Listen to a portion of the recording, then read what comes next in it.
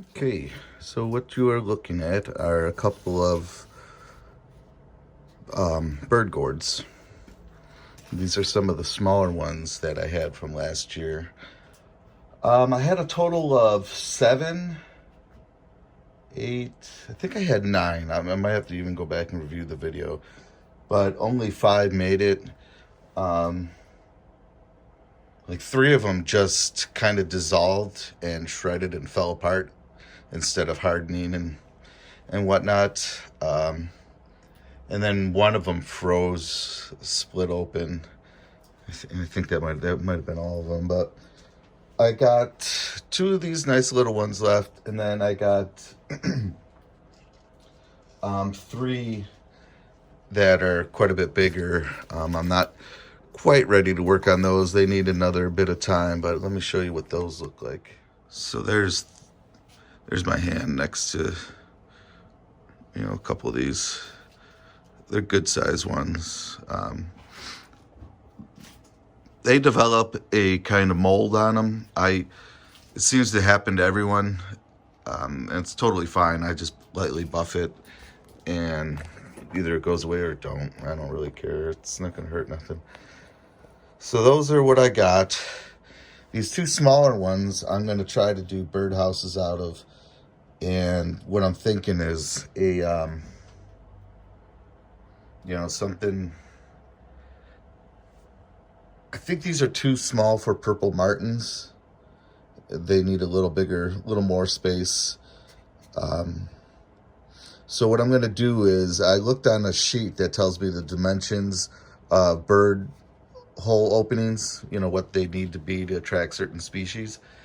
And a 1.5-inch opening seems to attract the most amount of species, whether it's like a flycatchers or wrens.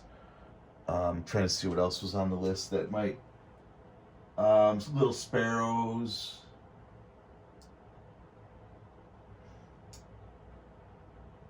Even a finch, chickadee. So there's a lot of birds that may find the 1.5-inch size appropriate for them to build their homes. That's what I think I'll do with these. The bigger ones that I have, I can probably go up to the bigger sizes for the purple wrens, or the purple martins rather, and maybe tree martins. Let me go ahead. First thing I'm gonna do is go over this with some steel wool and just kind of loosen up all the junk that's on there and try to clean them up a little bit. I don't want to sand them because these gourds are only about 1/8 of an inch thick as it is. So any sanding, I think you really risk. Any really extensive sanding. A little bit of sanding isn't going to hurt it, but if you really start to go into it with like an 80 grit, you'll find you sand through real fast. And so let me go ahead. I'll put up a time lapse and I'll start cleaning these up.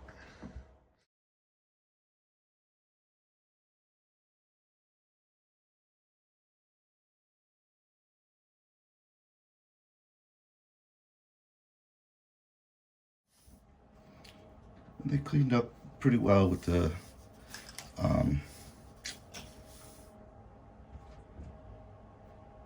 steel wool. Looking around the room, I'm like, where's that thing I was using so I can remember what the hell it's called. Yeah, so it came out pretty well with the steel wool. I'm gonna just clean them up a little bit, wet with some water.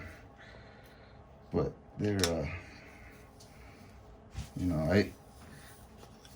like I said before, there's not much to these. You'll see at some point I'll have to cut the hole into it, and you'll see what I mean. They're very thin, and they're not only are they thin, but they're like porous. So it's not a very dense piece of material you're working with. It's very porous. So there they are, all wiped down and ready. So now would be the time for any kind of painting.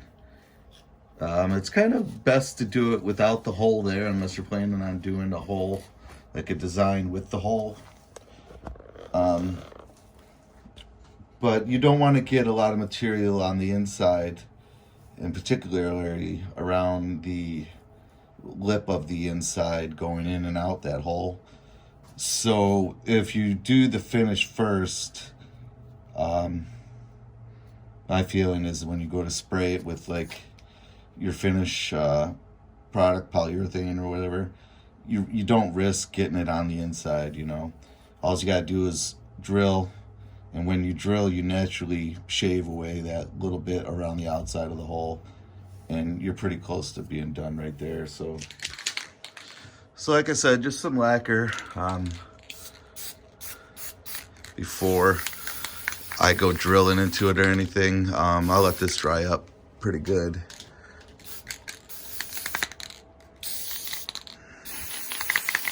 It sucks it right in. Make sure you get the bottom of it. What we'll do is we'll drill some holes in this when we're done. That way any moisture can get out. All right. I probably didn't film any of that. I was talking, and that's what they look like. Pretty simple, really. This is one of the reasons why I think these things are fun to make, because they really are simple. These are sized for, oh cripe, like finches and chickadees. There was a whole bunch that fit the 1.5-inch hole size. A whole bunch of species, that is. As you can see, I really didn't do anything special. The paint, in my experience, just wears off and cracks and looks pretty crappy after a while. So I kind of like the naked look.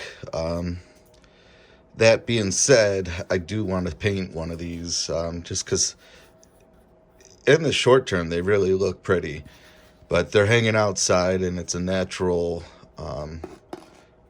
material you're working with, so it swells and expands and contracts with the weather, and that leads to the paint eventually just chipping and cracking off. In fact, these two gourds were probably at least a good 10% bigger. They shrink down quite a bit in this drying process. Byproduct is obviously a whole bunch of seeds and a little bit of this material that comes out of the inside, which probably is really good bird material. So when I take it out, I only take out really the big and loose stuff. I leave a lot in there because I really do assume that the bird will probably go through and clean a lot of that out themselves and maybe even eat it. So that's where I'm at. I'm gonna film the progress of or the process of me making another one, just so you kind of get an idea of how it's done. It's very, very, very, very simple. The hardest part is waiting for them to dry out, which can take anywhere from 6 months to a year, maybe even more, depending on your area and the size of your gourd. So, all right, folks, let's get to it. So there's how we hang it, just tied up onto a branch in the garden. They need to be at least 5 feet off the ground, and if you got a cat or something around, you probably want to go even higher. The other one's directly across from us. There she is, just hanging up here on the garden fence. But that one's probably closer to 6 feet than 5. So look forward to seeing what kind of critters we get in there. We have a lot of birds that just perch on these branches, and they dive into the garden to get bugs and whatnot. So we hope with these extra birdhouses we're going to put up in the fields this year, we'll get some nests. We might have missed it, to be honest with you. A lot of the small birds have already come back, so we may have missed any nesting opportunities, but we'll give it a go nonetheless, and we'll see what happens. So it's super, super easy project to do, though. Other than waiting for the gourd to dry, which takes like 8 months.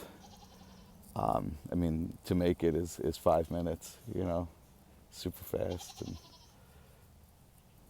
we'll see if the birdies like them or not. It's a pretty good shot in there. So, all right, folks. Hope you have a good day.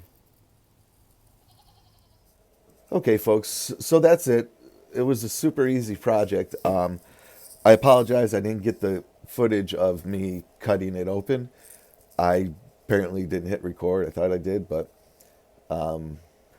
that's okay. I'll next time I'll be sure to get that on video. But the hardest thing with these gourd birdhouses is growing them and then getting them to rest through the winter and dry out without getting without decaying on themselves and breaking apart. But the actual effort of making the house is super easy. It's super light duty, fun stuff. You know, kind of project you could do with your kids or whatnot. We're gonna plant a whole bunch more of those gourds this year. We've got hundreds of seeds from all the gourds we saved, and we want to create a tunnel and put gourds all around it and see how that looks. That and loofah sponges. But yeah, thanks for watching. And if you could give me a thumbs up if you enjoyed it. And what I'll do is next video I do I'll probably include the kids help me out, and these will be for bigger size birds, probably for the swallows that we have. But all right, folks, thanks for watching. Have a good day.